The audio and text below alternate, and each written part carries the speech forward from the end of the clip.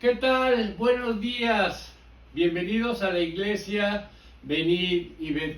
Hoy vamos a desarrollar el tema que es tu dolor y el mío. Algo que tenemos que entender es que Dios desea usar nuestras vidas y usar nuestras experiencias para bendecir a otras personas. La promesa dada a Abraham es, escuchemos la Biblia. Génesis 12:3. Por medio de ti serán bendecidas todas las familias de la tierra. Hay una cadena que Dios desea prolongar en el tiempo. Él desea transformar nuestras vidas. Él desea bendecirlas. Él desea librarnos de todo aquello que nos atormenta, ya sea por heridas del pasado que han llenado nuestro corazón de resentimientos, por complejos que se han formado por mentiras que hemos creído de gente que nos las ha dicho, incluso gente bien intencionada. Muchas de estas heridas, muchos de estos complejos nacen en nuestra más tierna infancia y son causadas por nuestros padres o algún familiar o algún profesor o por otro compañero, un amigo, un hermano a quien amábamos y que nos amaba, pero empezó a sembrar dudas en nuestro corazón en cuanto a nuestra capacidad. Esto fue creado y generando complejos por esa tendencia nociva de compararnos y a veces por esos malos hábitos que hemos adquirido. Dios desea librarnos, pero no con el fin que solo vivamos esa bendición, sino de liberarnos y ser felices. Él desea que nos libremos, de que estemos sanos, para que podamos sanar a otros, para que podamos ser sus instrumentos, sus ejemplos, sus testigos de que Dios cambia las vidas y que esto puede traer a muchos a su conocimiento. Muchas veces, cuando pensamos que Dios quiere utilizar nuestras vidas, nosotros somos los primeros que nos autodescartamos para cualquier cosa diciendo, no, es que yo para eso no sirvo. En todo caso, cuando uno dice, yo no, porque para eso no sirvo, lo que estoy diciendo es que Dios solo ocupa personas capaces para hacer su obra. Si yo me descarto porque no sirvo, Dios tendrá que buscar a alguien capaz que sirva, y esto solo es una mentira, sino enormemente engañoso y contrario a lo que nos enseña la palabra de Dios, que nos dice, escuchemos la Biblia. 1 Corintios 1:28.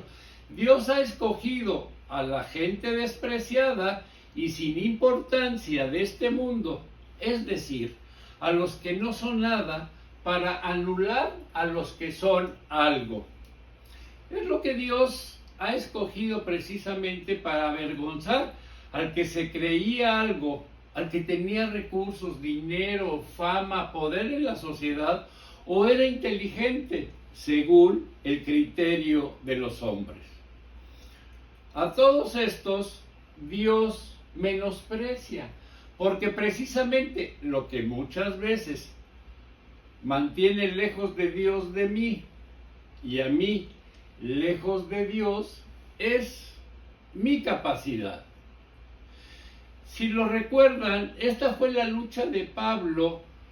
Por 3 veces oró pidiéndole que lo librara de una limitación, un aguijón en su carne que le estaba impidiendo de alguna forma llevar o extender más ampliamente su ministerio. Y Dios, primeramente, no le responde. Tiene que insistir Pablo para que a la tercera Dios le diga: mira, no te voy a decir que sí, no te voy a quitar eso que te incomoda o te limita, porque yo te quiero débil. Y esto es algo así como que muy fuerte, pero lo vamos a desglosar y lo vamos a entender. Segunda de Corintios 12:8, respecto a lo cual 3 veces he rogado al Señor que le quite de mí. Y me ha dicho: bástate con mi gracia, porque mi poder se perfecciona en la debilidad. Yo te necesito débil para que yo pueda actuar en tu vida. Si tú eres tan sabio, tan listo, tan capaz, que lo que haces por ti mismo y con tus recursos, ¿para qué estoy yo? No me necesitas para nada, y es más, las más de las veces no acudimos a Dios. Y bueno, normalmente cuando tengo dinero, cuando tengo salud, cuando tengo libertad, pues me olvido de Dios. Ay, pero no tenga yo problemas económicos, tenga problemas yo de salud o de tener que ir a la cárcel, y bueno, estamos invocando y estamos queriendo que Dios nos solucione nuestros problemas. En el libro de Josué, después de la conquista de Jericó, y notemos que la conquista de Jericó no tuvo nada que ver con el esfuerzo humano. Si se acuerdan, la estrategia fue: bueno, si nosotros fuéramos militares y nos encomendaran que tuviéramos que entrar a Jericó, pues estaríamos pensando quizá en esos lanzapiedras con fuego o flechas, o quizá un tronco muy, muy poderoso para que lo pudiéramos derribar la puerta. Pero ¿qué fue lo que planeó Dios? Les dijo: llegando a Jericó, van a dar 6 vueltas. Cada día van a dar una vuelta durante 6 días. Pero en el 7º día van a dar 6 vueltas, y en la 7ª van a gritar. Quiero decirles que los muros de esa muralla tenían una altura de 15 metros. Imaginemos un edificio de 5 pisos, y tenían una anchura de 4 metros. Bueno, ellos en la 7ª vuelta empiezan a gritar y se derrumban esos muros. No porque haya habido alguna falla estructural, fue porque Dios determinó que así fuera, y obtuvieron una gran victoria. A renglón seguido, ya se creyeron los reyes del mundo. El pueblo de Israel ya tenía que luchar con otro enemigo. Y le dijeron a Josué: mira, no hace falta que vayamos todos, aquí nos la rifamos unos cuantos, y así no se cansa todo el pueblo. Nos sobramos porque somos los más chipocludos, hemos derribado una ciudad solo gritándole, y a estos nos los comemos desde lejos cuando nos vean. La consecuencia fue que fueron derrotados y humillados, y tuvieron que huir de sus enemigos, causando entre los israelitas bajas. Y fíjense lo que son las cosas. No sé si fue jueves o viernes, los juveniles de la selección de México que querían asistir a la Olimpiada, pues fueron derrotados por la poderosa escuadra de Guatemala, igual que los israelitas. No entendemos que no debemos de ser soberbios. La cosa es seria, y Dios conoce nuestro corazón, nuestra tendencia a creernos suficientemente poderosos, suficientemente inteligentes, suficientemente capaces. para hacer lo que hasta ahora no hemos sido capaces ni inteligentes de hacer ni de arreglar en nuestras vidas. Cuando tendríamos que reconocer que tenemos un problema, que no sabemos cómo arreglarlo, que lo llevamos arrastrando tantos años. ¿Cuántos años hemos sido esclavos de esos complejos? ¿Cuántos años estoy que no he podido librar las cadenas de resentimiento por las heridas que he vivido? Y no sé cómo tratar para quitar esos sentimientos de mí y cosas por el estilo. Y luego resulta que lo he conseguido y ya me creo que tengo tanto autodominio propio que soy capaz de hacer cualquier cosa que me proponga. Y no es verdad. Lo cierto es que muchas veces nuestra capacidad es lo que impide que Dios se manifieste en nuestras vidas. Precisamente la idea que Dios perfecciona su poder o que su poder se perfecciona en nuestra debilidad, y a lo que está diciendo aquí es que Dios completa lo que nosotros nos falta. Y cuando yo no tengo la capacidad, porque lo que se me pide requiere mucho más de lo que tengo. Volvemos a Josué. Recuerdan, en el primer capítulo, Dios le dice, le anticipa, que lo que tiene que hacer era lo que le había mandado a Moisés, conquistar la tierra de Canaán. Lo que Moisés no fue posible, no consiguió llevar al pueblo y convencerlo de que confiara en Dios, pero la culpa no fue de Moisés, la culpa fue de ese pueblo necio, terco, que le encanta llevarle la contra. Y no hemos cambiado, seguimos nosotros de necios y de tercos, pensando que nosotros somos los chipocludos y que podemos hacer todas las cosas. Y ahora Josué, que siempre había vivido a la sombra de Moisés, tiene que ocupar ese lugar. Pero Josué no tiene miedo. Él ya había reconocido anteriormente, junto con Caleb, la tierra prometida, y ahora era cuestión de seguir esforzándose y ser valiente para confiar en que si Dios está con su pueblo, más podremos nosotros que ellos. Y esta es la clave para mantenernos en esa dinámica, es mantenernos en comunión con Dios, porque los recursos no son míos, son de Dios, porque la inteligencia no es mía, es de Dios, porque el poder no es el mío, es el de Dios a través de mí.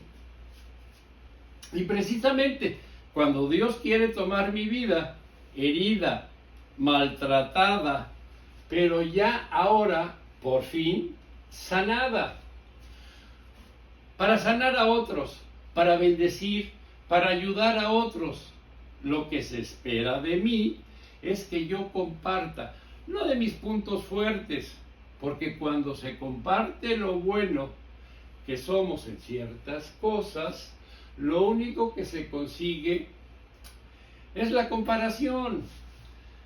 Tanto algunos se sentirán opuestos, compitiendo con nosotros, pensando, yo lo hago mejor. ¿Saben lo que se dice? Que las comparaciones son odiosas. Por algo es, porque el resultado nunca es positivo.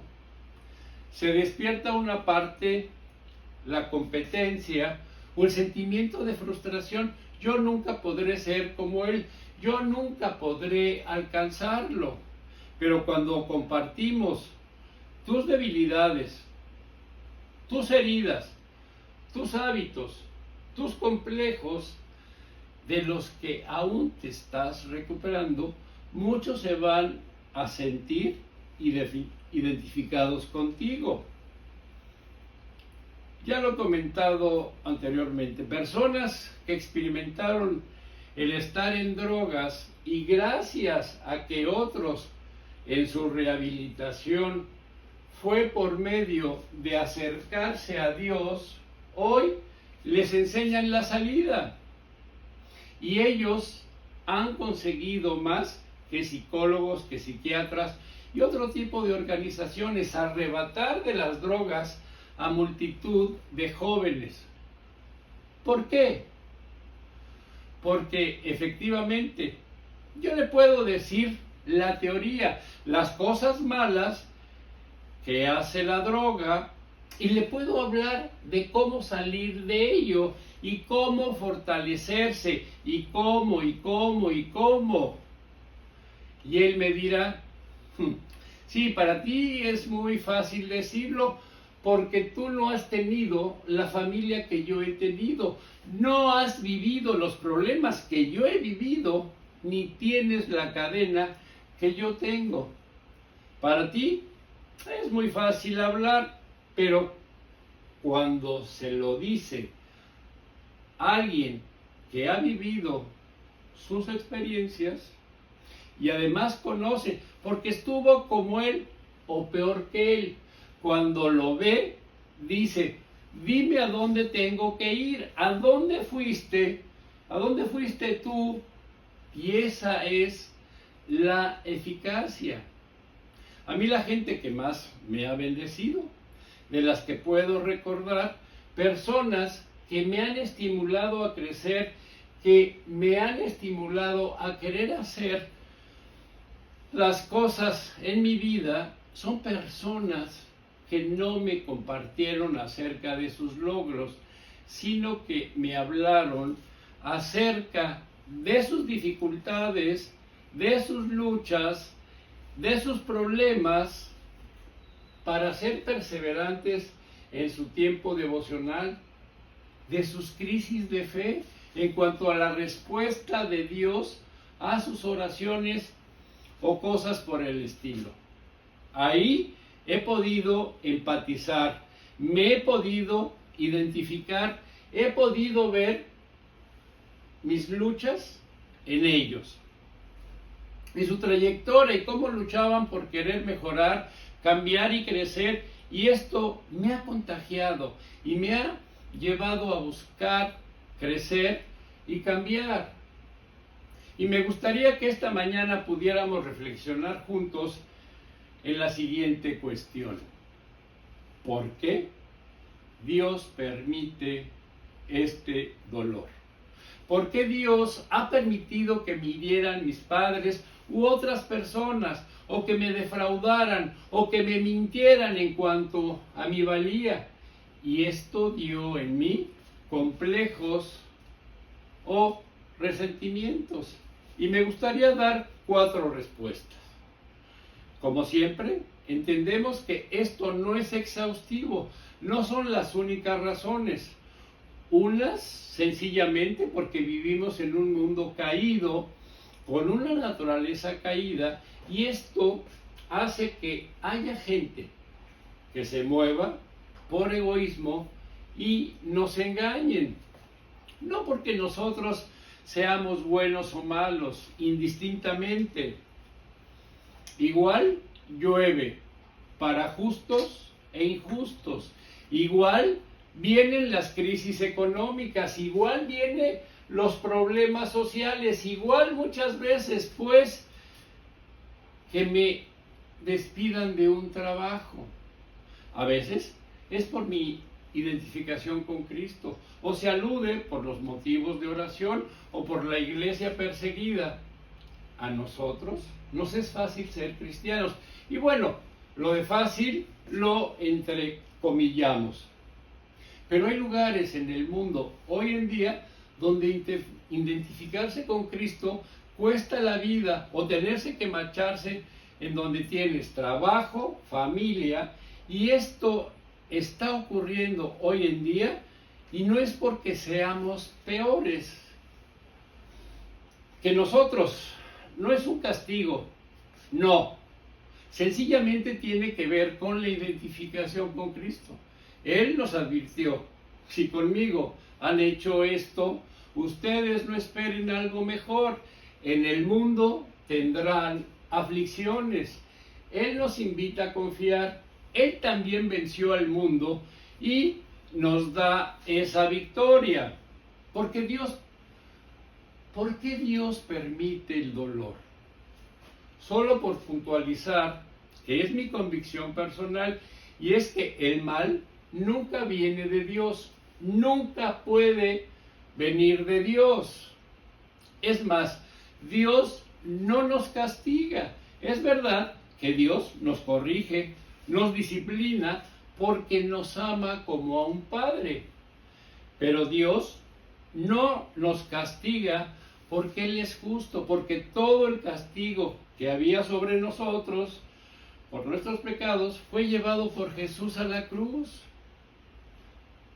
Todo castigo que merecíamos ya fue pagado por Jesús.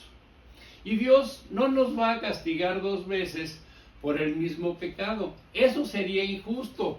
Así que lo que puedo confiar es que cuando algo malo me está ocurriendo, cuando un problema viene a nuestra vida, no es porque Dios me esté castigando, sino que tendrá que ver por otras razones.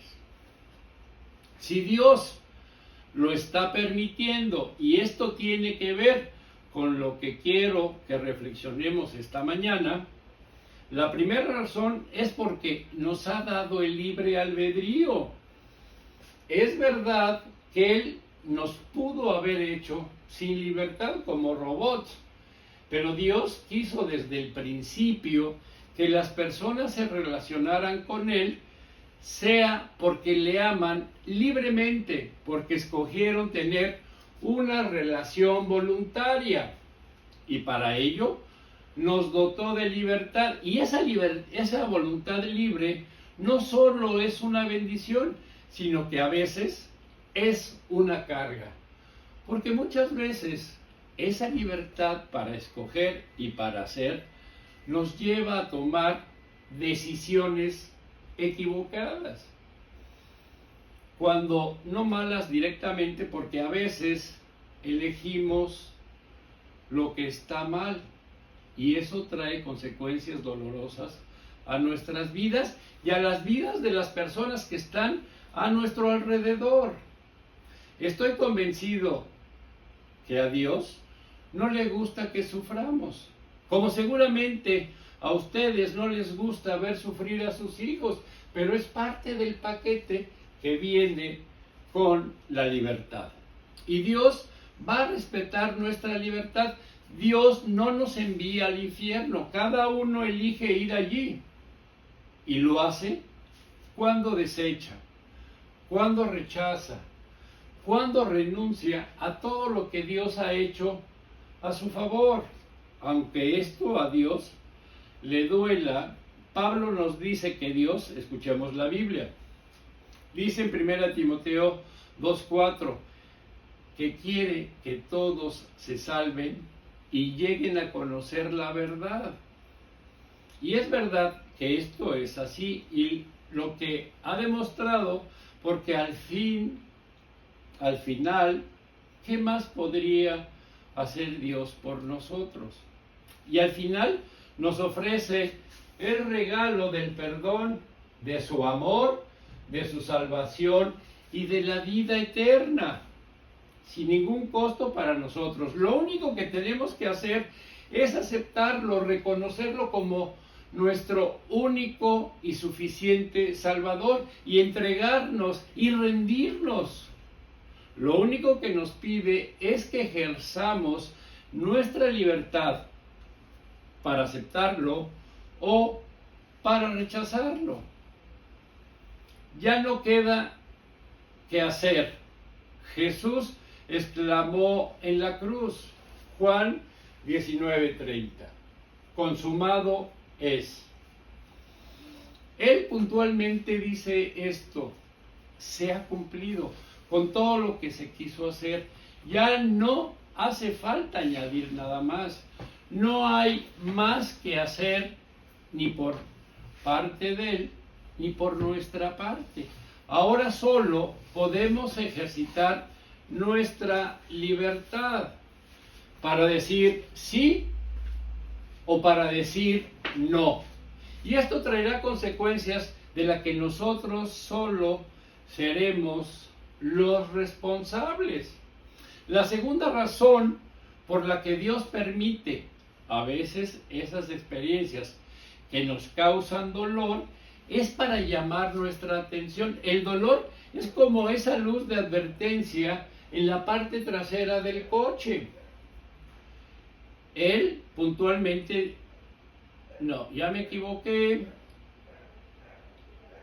Ahí está. El dolor a veces produce la depresión, la ansiedad o el temor. No es el problema, es simplemente un síntoma de que hay algo que está mal en nuestra vida. Y que eso sí constituye realmente el problema. A veces, en muchos casos, tiene que ver con ese vacío existencial que intento llenar buscando satisfacer mis pasiones, mis placeres, o acumulando riquezas, o buscando seguridad en tener lo que sea. Y aquí estoy poniendo un rompecabezas y hace falta una pieza. Y muchas veces en ese vacío existencial yo lo quiero llenar quizá siendo trabajólico, o haciendo mucho ejercicio, o teniendo sexo con muchas personas. Quiero llenar este vacío, que simple y sencillamente este vacío se llena con Dios.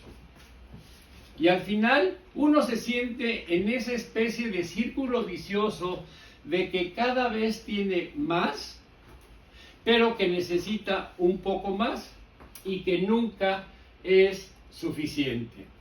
La pregunta que nos hacemos, ¿cuánto es suficiente para ser feliz? Creo que fue Rockefeller que le preguntó a un reportero que si lo que tenía era suficiente, y su respuesta fue no, necesito un poquito más. Rockefeller, recordemos, por ahí de los 60, fue el hombre más rico del mundo. Y si nosotros le preguntáramos a cualquier matrimonio, oigan, ¿están satisfechos con lo que tienen? Todos nos van a decir, no, necesito un poquito más. Nunca alcanzarás la felicidad por medio de acumular dinero. Ahora, ese deseo de acumularlo todo, lo que lleva a una búsqueda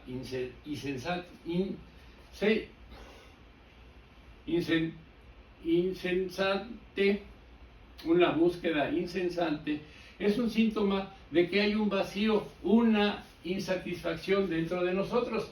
Cuando muere Rockefeller, el reportero que le había preguntado que si tenía suficiente y que le dijo que no, la esposa le contestó y no se llevó nada. Igualmente, muchos de los problemas que vivimos, que nos hacen daño y nos duelen, no son los problemas, es el síntoma que nos indica que hay un problema que tenemos que resolver y que tiene que ver posiblemente con nuestra falta de relación con Dios. Muchas veces la falta de dolor hace que los problemas que podrían arreglarse fácilmente se vuelven todavía más grandes. Ese es el problema de la lepra. ¿Saben? Uno de los efectos más graves de la lepra es la insensibilidad. Los órganos pierden la capacidad sensitiva. La cuestión es que el dolor nos motiva a buscar el cambio. Muchas veces, cuando el dolor no supera nuestra comodidad o se hace suficientemente incómodo, no tenemos motivación a querer cambiar. Muchas veces es el dolor el que nos lleva adelante. Se dice que nunca ocurre un cambio para cambiar, porque hay muchos cambios para que todo siga igual. Se conoce como gatopardismo. Esto fue desarrollado por un italiano. Y muchas veces en muchos gobiernos siempre llegan, vamos a cambiar, pero para que las cosas sigan igual. Cambiamos por una semana para llevar la fiesta en paz con la esposa y luego nos relajamos. Una vez que hasta el próximo chaparrón, pero luego todo sigue igual. Los cambios que de verdad trae un cambio a ese sistema de relaciones, siempre inexcusablemente, y no he encontrado la primera excepción, viene precedidas de la crisis. Necesitamos el dolor para cambiar, necesitamos la crisis para tomar decisiones. Recuerden la historia de Jonás. Él era un profeta de Dios. Y bueno, sabemos que el libro de Jonás es el primer libro misionero del Antiguo Testamento. Jonás era un hombre nacionalista, de mecha corta, y le dice Dios, tienes que ir a Nínive, a hablar con el rey, con las personas, y si se arrepienten, serán perdonados. Y yo creo que Jonás ha de haber dicho, ay Señor, pero si estos cuates nos tienen con el pie en el cuello, y tú eres muy generoso, pues nos vas a perdonar. Entonces él, en vez de irse para Nínive, él se fue para Tarsis, para España. Lo que él no sabía es que Dios ya había desarrollado, ya había inventado el GPS. Entonces lo traía, pero súper checadito. Él llega, se sube al barco y el barco tiene hay una tormenta terrible. Los tripulantes empiezan a tirar todo para poder sobrevivir. Y el capitán baja a la bodega y ve que está el Jonás, bueno, hecho un tranquilo. Y le dice, oye, ¿pero qué no te estás percatando del problema que tenemos? Y él dice, el problema que se está presentando es por culpa mía, porque yo he desobedecido a Dios. La solución es, tírenme al mar. Y bueno, dicho y hecho, van y lo tiran.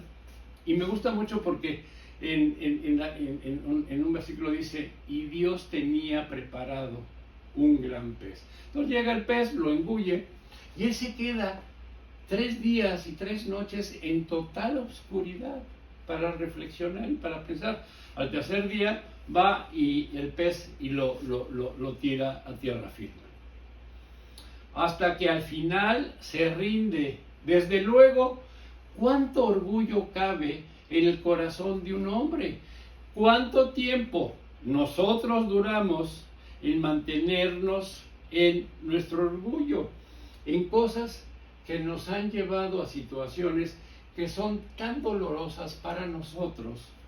Pero antes de pedir perdón, antes de reconocer que tenemos la culpa, antes de someterme delante de Dios, antes de rendir mi vida, antes de soltar las riendas, yo persevero y persisto en defender mis errores.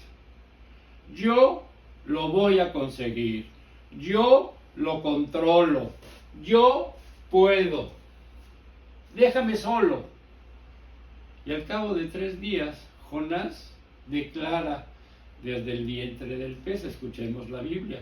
Jonás 2:7. Al sentir que se me iba la vida, me acordé del Señor y mi oración llegó hasta ti en tu santo templo. Si yo tengo problemas económicos, si yo tengo problemas sentimentales, si yo tengo problemas de salud, es cuando recurro a Dios. Una tercera causa es para enseñarme a depender de Él. Dice la palabra de Dios, escuchemos la Biblia. Segunda de Corintios 1:8. Hermanos, queremos que sepan sobre los problemas que tuvimos en Asia. Recibimos una carga mucho más pesada de lo que podíamos soportar e incluso estábamos tan desesperados que perdimos la esperanza de seguir viviendo. Segunda de Corintios 1:9. En el fondo de nuestro corazón creíamos que íbamos a morir. Sin embargo, esto sucedió para que aprendiéramos a dejar de confiar en nosotros mismos y confiáramos en Dios, quien es capaz de resucitar a los muertos. Versículo 10. Él nos rescató del gran peligro de la muerte y nos seguirá rescatando. Pusimos nuestra esperanza en Dios y Él nos rescatará de nuevo. Veamos, se encontraban en tan grandes dificultades que estaban convencidos de que no saldrían con vida. Pero esta situación Dios la permitió, y dice Pablo, para enseñarnos a no confiar en nosotros mismos, sino en Dios. Y es que no sabemos qué, y pongamos atención, esta frase la voy a poner el lunes. Veamos. Dios es todo lo que necesitamos hasta que Dios es todo lo que tenemos. Y es verdad, muchas veces no aprendemos en cabeza ajena, y la única manera que tenemos de aprender es por medio del dolor. Por último, Dios permite ese dolor para darme un ministerio,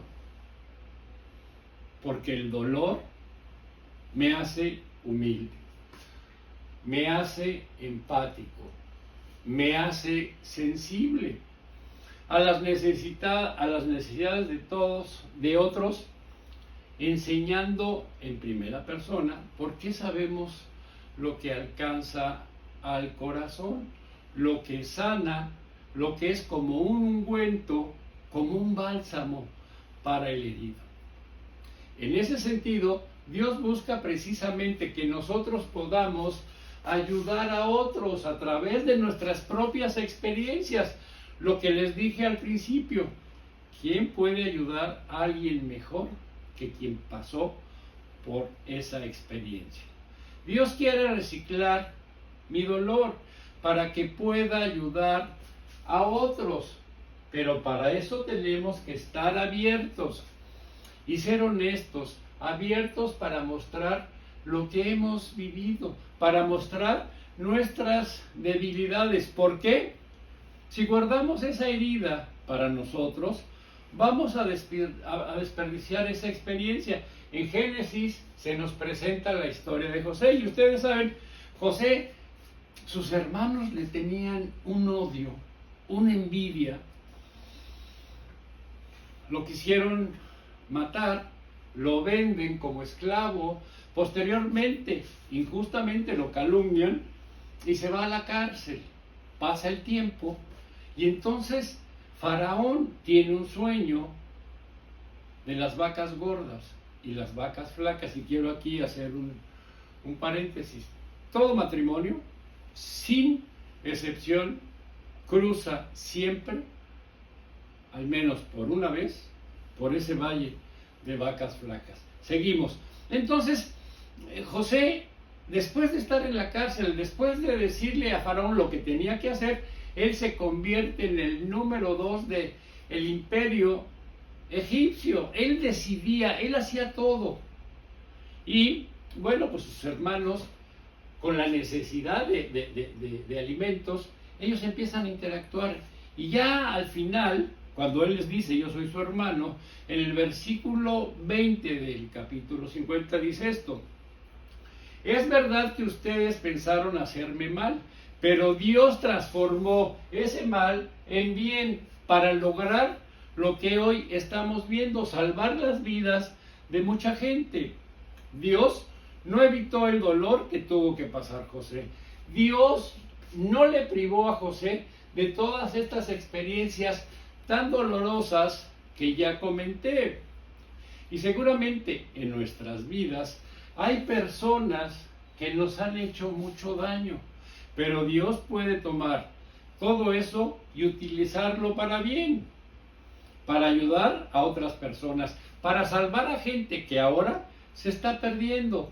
Dios es mucho más grande que esas personas que nos han hecho daño. Y no importa lo que nos hayan hecho, Dios lo puede transformar en una bendición. Dios nunca desperdicia una herida, pero yo sí puedo. si no aprendo de ella y no la comparto con otros, dice Pedro, escuchemos la Biblia. Primera de Pedro 3:15. Y estén siempre dispuestos a explicarle a la gente por qué ustedes confían en Cristo y en sus promesas. Dios no quiere desperdiciar nuestra experiencia, sino que la compartamos, pero nos advierte que para poderla compartir, que sea de bendición, tenemos que hacerlo primeramente con humildad. Todos estamos en la misma barca. Somos pobres diciéndole a otros pobres en dónde encontrar pan. No decimos que nuestra vida es perfecta y que tenemos todo bajo control, porque no es así. Estamos en el camino tratando con nuestras heridas y con nuestros complejos, con mayor o menor éxito, con recaídas y con levantadas. Nuestra vida no es perfecta, ni siquiera nos presentamos como el modelo a seguir. El modelo es Cristo y nosotros solo somos seguidores de Él. Con todos los errores que tiene un ser humano, invitamos a la gente a acompañarnos en ese seguimiento con humildad, pero también con respeto. Compartan su experiencia y dejen que sea Dios el que haga la obra, el que cambie las vidas.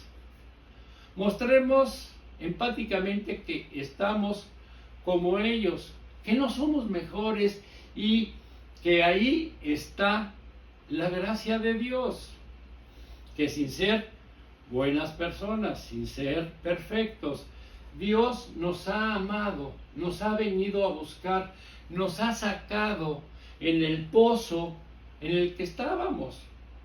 Hacerlo con sinceridad.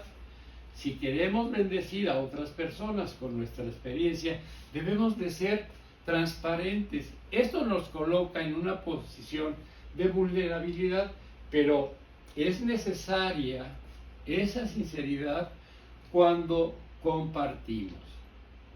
Así nuestra historia no solo damos esperanza a otros, sino al mismo tiempo esto trae sanidad para nosotros. Es una catarsis. Cuando tú expresas tus experiencias, las estás diciendo, también tú sales beneficiado. Dios tiene un propósito para nuestra vida. Él quiere que seamos misioneros en donde estemos, que nosotros vayamos de su parte para ser su embajador. Somos como el gadareno a quien el Señor dijo. Y vemos que en 2 de Corintios capítulo 5, versículo 20, nos dice que nosotros somos sus representantes, nosotros somos sus embajadores.